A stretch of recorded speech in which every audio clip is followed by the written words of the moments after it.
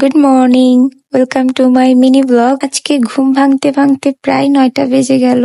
তারপরে ফ্রেশ হয়ে রান্না বান্না করতে গেলাম। ভাত চুলার উপরে বসাই দিয়ে ভেন্ডি পরিষ্কার করে নিচ্ছিলাম, ভেন্ডি ভাজি করব। এগুলা শেষ করতে না করতেই আমার পড়াতে যাওয়ার টাইম হয়ে গেছে, টিউশনই ছিল। তারপরে দ্রুত করে গোসল করে পড়াতে যাচ্ছিলাম, তখনও দেখি বাইরে বেশ রোদ এবং আজকে অন্য দিনের তুলনায় অনেক বেশি গরম ছিল। তবে নিচে নেমে দেখি বেশ ভালো বাতাস হচ্ছে। আর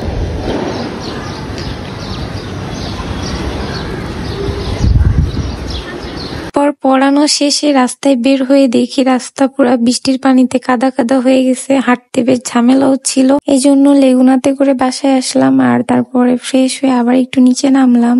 কি সুন্দর চাঁদ, তাই না? আজকের চাঁদটা অনেক সুন্দর ছিল। তারপরে একটু চটপটি খেলাম আর সামোসা খাইছিলাম, সেটার ভিডিও নেই নাই। তো সবাই ভালো থাকবেন, আজকে এই পর্যন্ত। আল্লাহ হাফেজ।